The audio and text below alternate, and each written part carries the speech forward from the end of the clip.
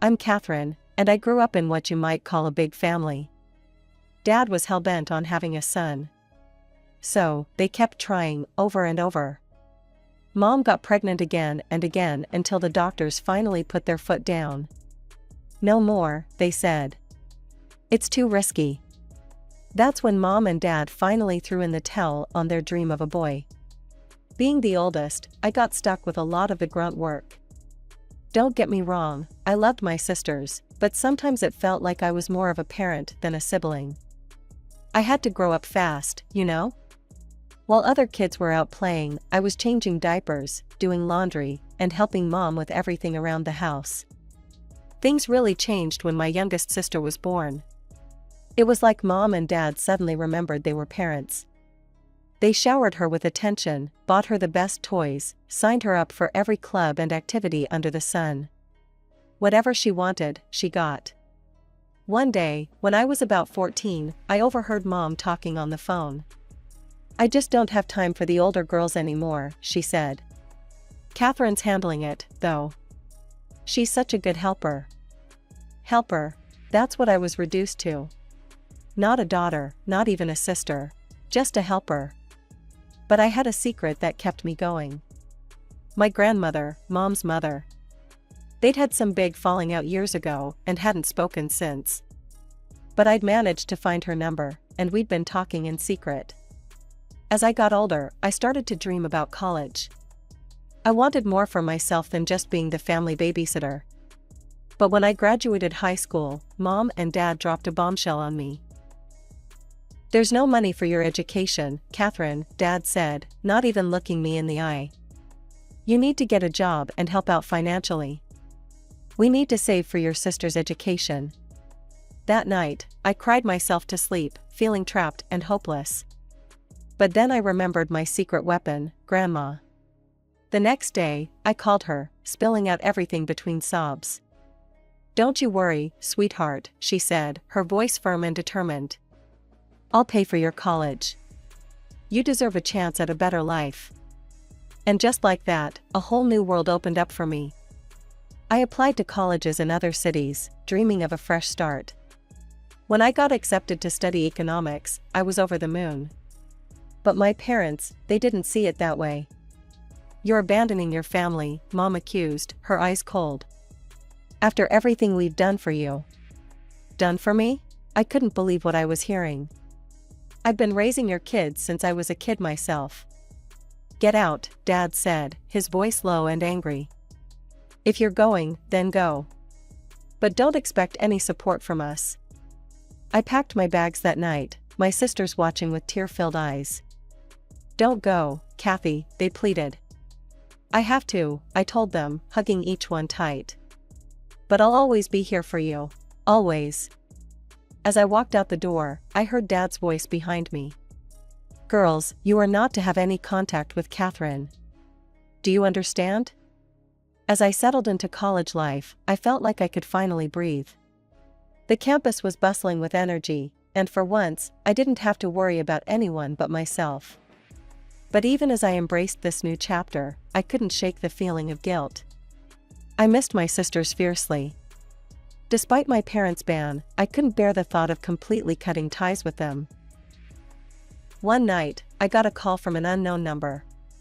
My heart raced as I answered. "Kathy?" It was my second youngest sister's voice, barely above a whisper. "Emily? Is that you?" I could hardly contain my excitement. "Yeah, it's me. I'm using my friend's phone. Mom and Dad can't know." We talked for hours that night, catching up on everything. Emily told me how things had changed at home, how our parents were even stricter now, and how much they all missed me. "Even Sarah?" I asked, referring to our youngest sister. There was a pause on the other end. "Sarah, she's different, Kathy. She told Mom and Dad about us calling you.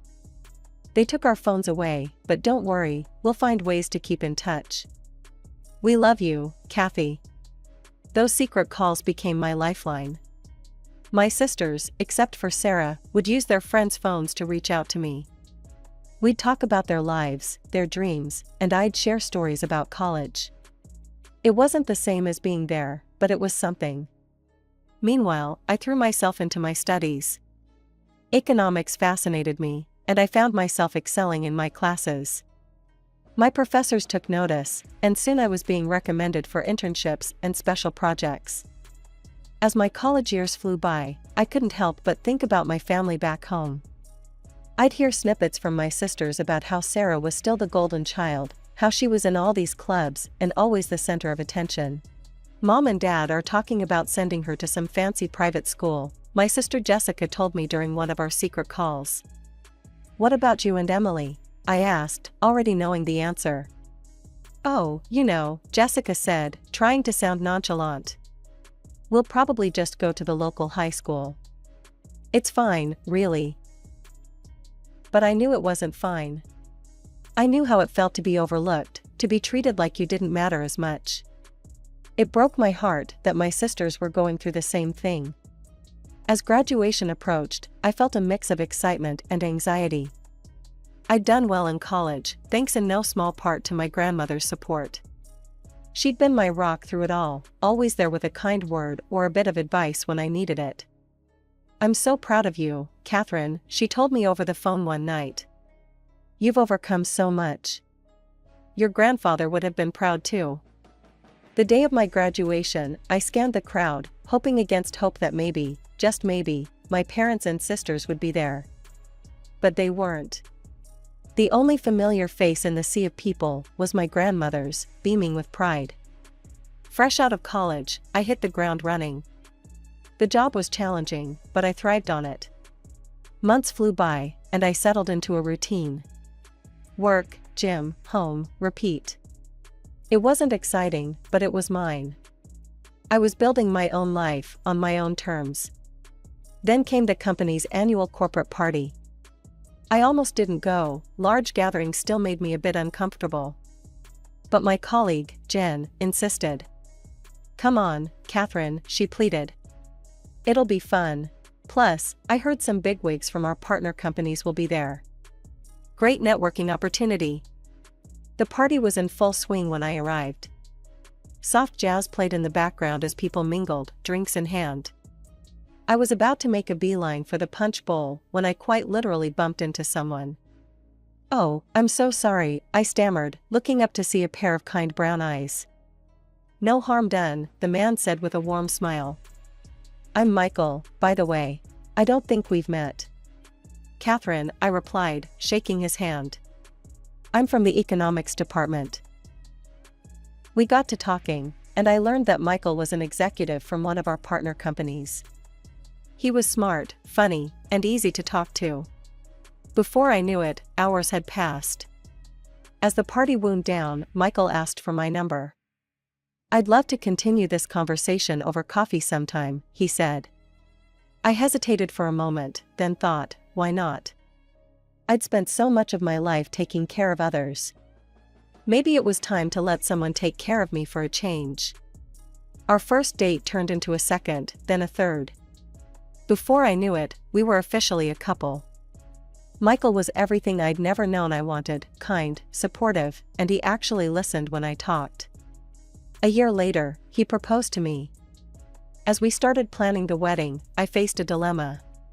Should I invite my family?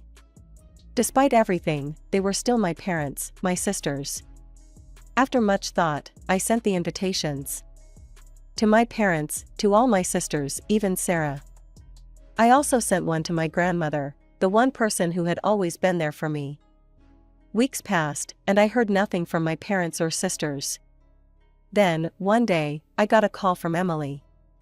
Kathy, she said, her voice trembling. We got your invitation. Mom and Dad, they won't let us come. They won't even let us send you a card. I'm so sorry. The day of the wedding arrived. As I stood in front of the mirror in my white dress, I felt a mix of joy and sadness. My grandmother walked in, her eyes shining with tears. Oh, Catherine, she said, hugging me tight. You look beautiful. I'm so proud of you. As I walked down the aisle towards Michael, I saw the faces of our friends, his family, and my grandmother. My family wasn't there, but I realized something important: family isn't always about blood. It's about love, support, and acceptance. The years after our wedding flew by in a whirlwind of love, laughter, and shared dreams. Michael and I settled into our life together, both of us continuing to work and build our careers.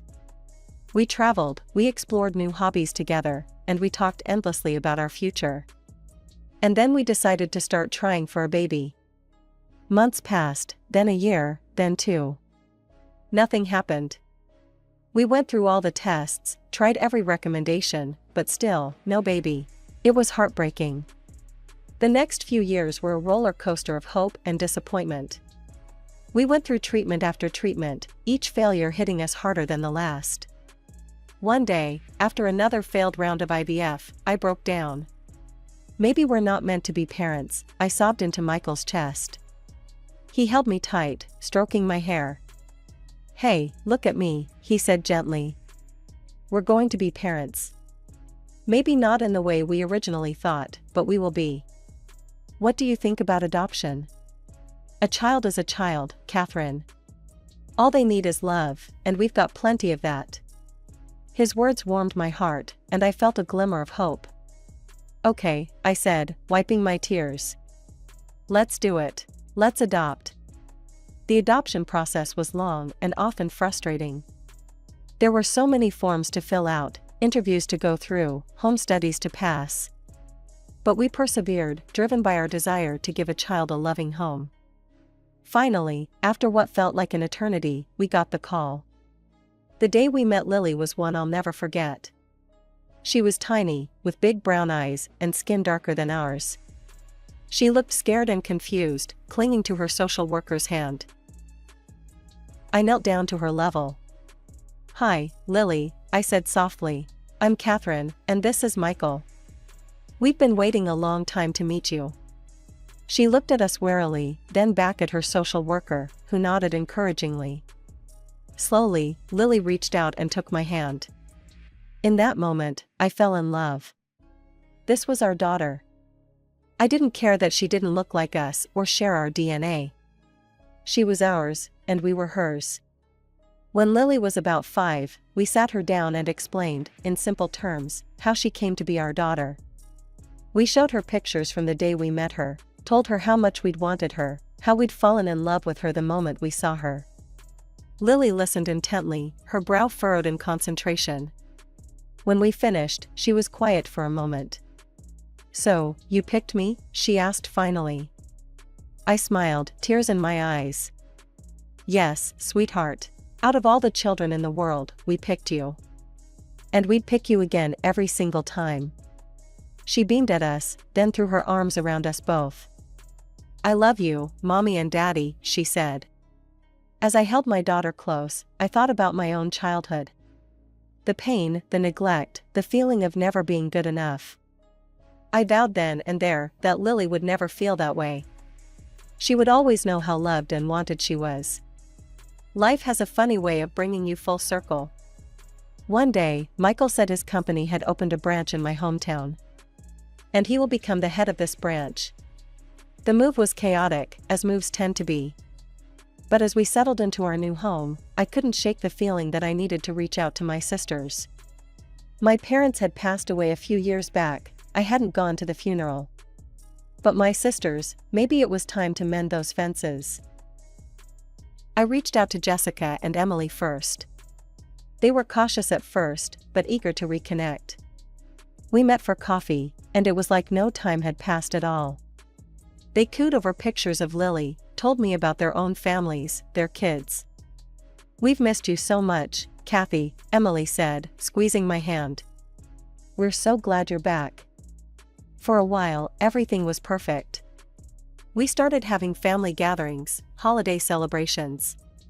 Lily was thrilled to have cousins to play with, and I loved seeing her surrounded by family. But then there was Sarah, our youngest sister. From the moment we reconnected, I could tell she hadn't changed much. She was still the spoiled, entitled girl she'd always been, now grown into a woman who thought the world revolved around her and her family. At our first big family gathering, Sarah showed up with her husband and their son, Tommy. From the moment they arrived, it was clear that Sarah saw this as a competition rather than a reunion. "Tommy, show your aunties how well you can sing," she'd say, pushing her son forward. "He's taking lessons, you know. The teacher says he's a prodigy." As the party went on, I noticed Lily hanging back, looking uncomfortable. She approached Tommy, holding out a piece of candy. "Want to share?" she asked shyly. Before Tommy could respond, Sarah swooped in. "Tommy, don't take that," she screeched. "Throw it away. Her hands are dirty." I was across the room in an instant. "Sarah, what are you talking about? Lily's hands are clean." But Sarah just glared at me, then at Lily. "Well, you never know with her kind," she said, her voice dripping with disdain. "Come on, Tommy. Let's go play with your real cousins." I stood there, shocked and hurt. Did she really just say that? About my daughter? From that moment on, things were tense. Sarah made it clear at every gathering that she didn't consider Lily part of the family. She'd loudly proclaim that Tommy couldn't play with Lily because who knows what diseases she might have, or we don't know her genetic background. Each time, I'd confront her, defend my daughter. But the damage was being done. I could see Lily withdrawing, becoming quieter at these family events.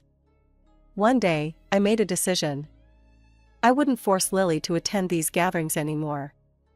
I started declining invitations, making excuses.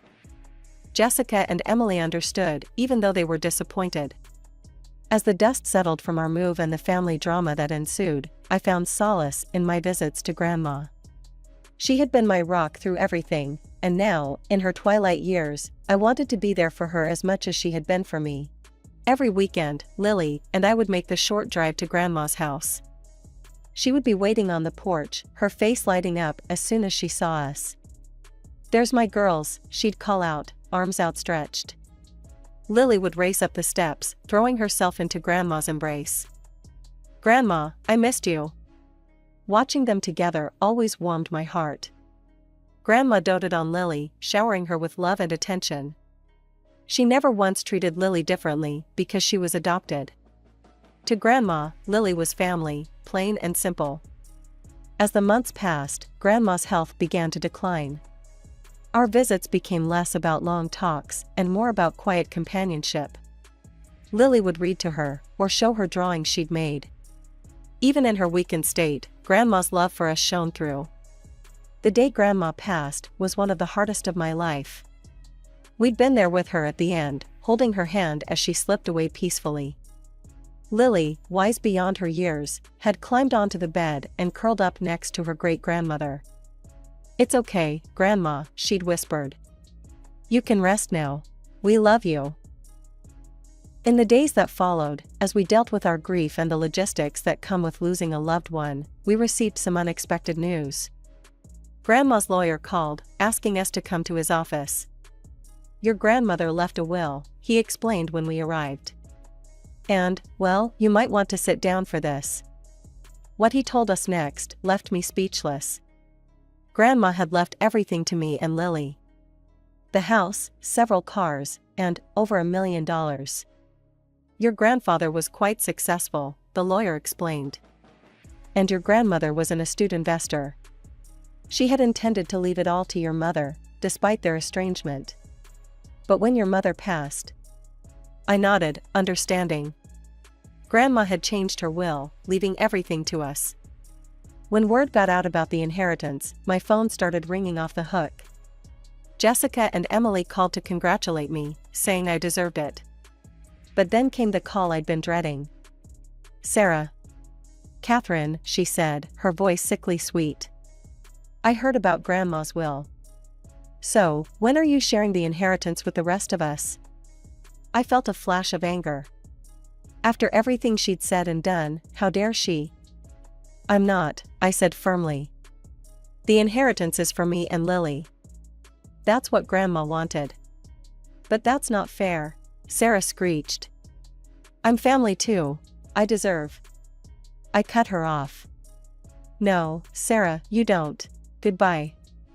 And I hung up. As I put down the phone, I felt a weight lift off my shoulders. For so long, I'd tried to please everyone, to be the perfect daughter and sister. But now, I realized it was time to put my own family first. It was Jessica's birthday, and despite my reservations, I decided it was time to make an appearance at a family gathering. When we arrived, the party was in full swing. Jessica's backyard was filled with laughter and chatter. Kids ran around playing tag while adults mingled, drinks in hand. For a moment, it felt like old times. Jessica embraced me warmly. "I'm so glad you came, Kathy," she whispered. I could see the genuine happiness in her eyes. For the first hour or so, everything was fine. Lily joined her cousins on the lawn, their laughter floating across the yard. I relaxed a bit, thinking maybe this wasn't such a bad idea after all. But then I saw Sarah. She was moving from child to child, whispering in their ears. I couldn't hear what she was saying, but I saw the way the kids' eyes widened, the way they glanced at Lily. Suddenly, Lily was standing alone. The other children had moved away, forming their own group, pointedly excluding her. I watched as my daughter's face crumpled in confusion and hurt. Before I could react, Lily ran to me, tears streaming down her face. "Mommy," she sobbed, "they don't want to play with me anymore. They said I'm sick and not really family." Rage boiled up inside me. I hugged Lily close, then marched over to Sarah, who was watching the scene with a smug smile. "What the hell do you think you're doing?" I demanded, my voice low and dangerous. Sarah's smile didn't falter. "Oh, calm down, Catherine. I'm just telling the children the truth. They deserve to know about her condition." "Condition?" I spat. "The only person with a condition here is you, Sarah. Your behavior is disgusting." By now, we'd drawn a crowd. The other adults were watching, wide-eyed, as the confrontation unfolded. Sarah's face twisted into an ugly sneer. "My behavior? That's rich coming from you, Catherine. You, who shamelessly took Grandma's money, robbing the rest of us of our rightful inheritance. And for what? To give money to that girl who isn't even really part of this family?" Gasps echoed around us. "How dare you?" I seethed. "Lily is my daughter. She is as much a part of this family as anyone else." Sarah laughed, a cruel, mocking sound. "Family? She's not even related to us. She's just some random kid you picked up, probably born to drug addicts or criminals. She has no right to our family's legacy." I was shaking with fury now. "You don't know anything about Lily or her birth parents. And it doesn't matter. She is my daughter, and I love her more than anything in this world." "Love?" Sarah sneered. "Is that what you call it when you use a child to steal from your own family? Face it, Catherine. You're nothing but a thief, using that girl to get Grandma's money. Well, we won't stand for it anymore. It's time you shared what rightfully belongs to all of us." I was about to respond when Jessica stepped forward, her face set in determination. "That's enough, Sarah," she said firmly. "You have no right to speak to Catherine like that, or to treat Lily this way." Sarah's eyes widened in shock. "What, you're taking her side?" Emily joined Jessica, standing beside me. "We both are. Catherine has always been there for us, even when our own parents weren't. She raised us, Sarah. She deserves every penny of that inheritance." I felt a lump form in my throat, touched by my sister's support. Sarah's face contorted with rage. "You traitors! How dare you? You're betraying the memory of our parents." Emily scoffed. "Our parents? The same parents who neglected us and showered you with attention? The same parents who cut Catherine off for daring to want an education?" Jessica nodded. "And let's not forget, Sarah, how you took Mom and Dad's house and all their savings after they died. You didn't share a cent of that with any of us." I gasped, this information new to me. "What? Is that true, Sarah?" Sarah's face paled, her mouth opening and closing like a fish out of water. "It's true," Emily confirmed. "She got everything when Mom and Dad passed, and she never once offered to share. A wave of disappointment and anger washed over me.